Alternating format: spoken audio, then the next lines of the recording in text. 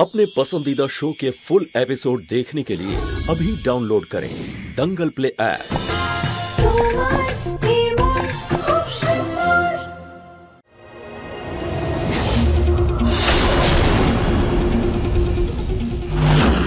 Aunty, ছেলের সম্বন্ধ করার পর তার সাথে শুধুমাত্র তার হবু স্ত্রী বসে। সরি মা, নতুন সম্বন্ধ হয়েছে তো তাই মনে ছিল না। কোনো ব্যাপার না, আমি পিছনে বসে পড়বো। নতুন নতুন কোথায় আন্টি? নেহার তো আগে থেকেই ম্যারেড, আপনার তো অভ্যেস হয়ে যাওয়ার কথা। ঠিক আছে, কোনো ব্যাপার নয়, বসুন আপনি।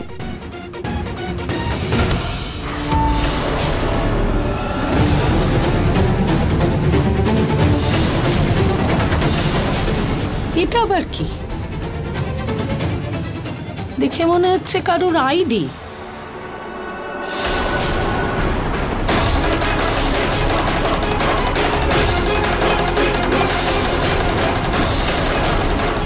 মা যদি ফটোটা দেখে নেন তাহলে গন্ডগোল হয়ে যাবে।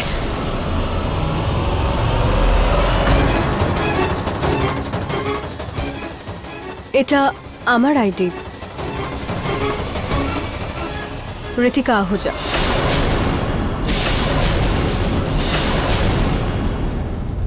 দেখো মা, এই সমস্ত খুব ইম্পর্টেন্ট ডকুমেন্ট, সাবধানে রাখা উচিত। হ্যাঁ,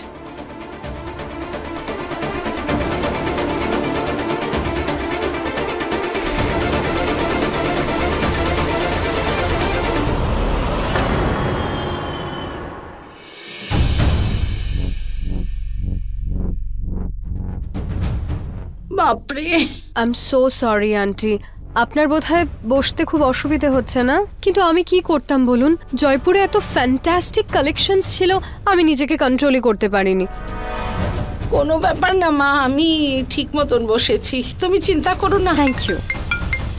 হ্যালো, OMG শরণ, আমি তো পার্টির কথাটা ভুলেই গিয়েছিলাম। পার্টি তো আমরা করব, আর ব্যান্ড বাজবে পুনমে। No no no no, please don't say that. আমি যাব, ইনফ্যাক্ট আমি কাছাকাছি আছি, আমি ওখান থেকেই টার্ন নিচ্ছি, আমি এক্ষুনি আসছি, ঠিক আছে? বুঝে গেছি, T point. Yeah, see you, bye. কিন্তু মা, তুমি এখন পার্টিতে কি করে যাবে? তুমি বাড়িতে থাকবে বলে ঠাকুর মশাইকে দেরিতে ডেকেছি।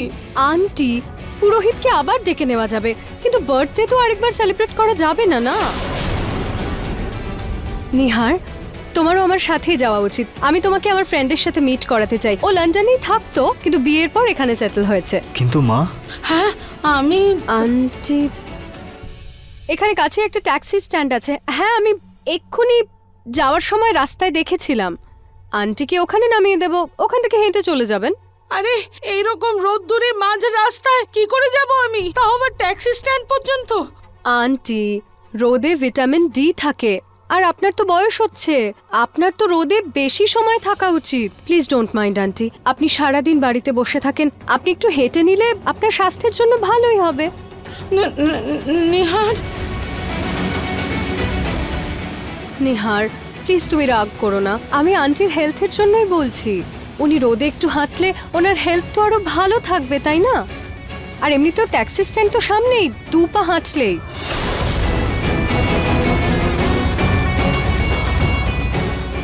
নিহার বাবা, এই কি করছিস তুই?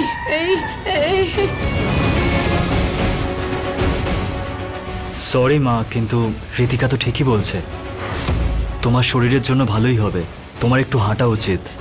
ঠিক আছে, আমি নেমে যাচ্ছি।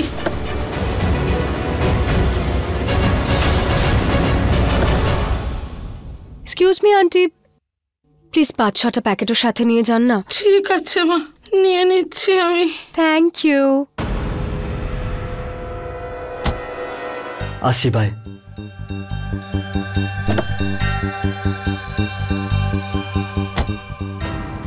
যাওয়া যাক।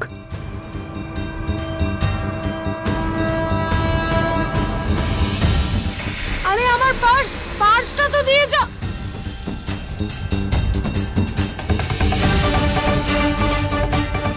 হে ভগবান, এখান থেকে তো বাড়ি অন্তত 3 কিলোমিটার দূরে, কোথাও কোনো ট্যাক্সিও দেখতে পাচ্ছি না। বাড়ি কি করে যাব? ও ও চল পুনম, হাঁটা শুরু কর।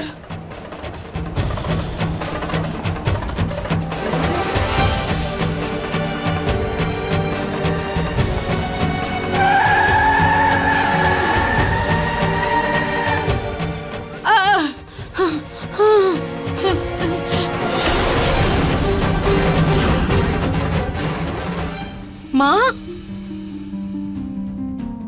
মা, তুমি এখানে?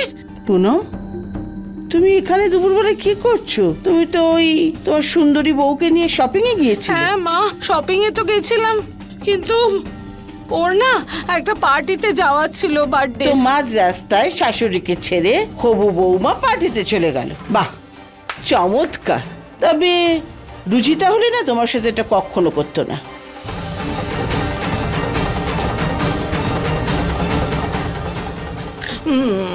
মা, রুচিতাকে আবার কে পার্টিতে ডাকতো বলো? আর ঋতিকার কাছে তো হঠাৎ করে ফোন এলো মা, সেই জন্যই একটু প্ল্যানিং এ বদল হয়েছে। আর মা, ঋতিকা কিন্তু আমাকে ছাড়েনি, খেয়াল রেখেও বলেছে আমি যেন একটু হাঁটি, আমার শরীরের জন্য ভালো হবে। রোদ্দুরে হাঁটা হয় না পুনম। আর নিহারিরই বা কি হলো? নাকি ওর ও ঋতিকার সৌন্দর্য দেখে মাথা ঘুরে গেল? কি এইসব ছাড়ো না মা, আর তাড়াতাড়ি আমাকে বাড়ি নিয়ে চলো। 1 মিনিট মা, আরে তুমি এখানে কি করে? তোমাকে নিতে?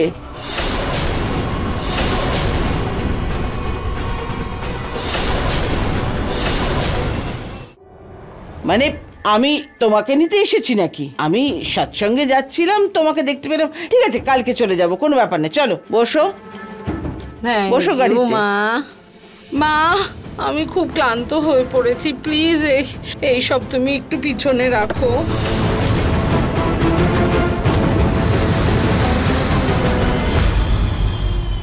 আমাদের জয়পুরের সবথেকে ফেমাস আইসক্রিম। ও রিয়েলি?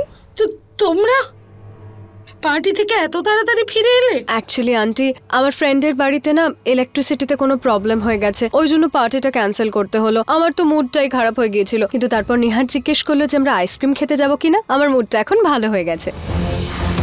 এনিওয়ে, আপনি একটু গাড়ি থেকে জিনিসগুলো বের করান তো, আমি ফ্রেশ হয়ে আসছি।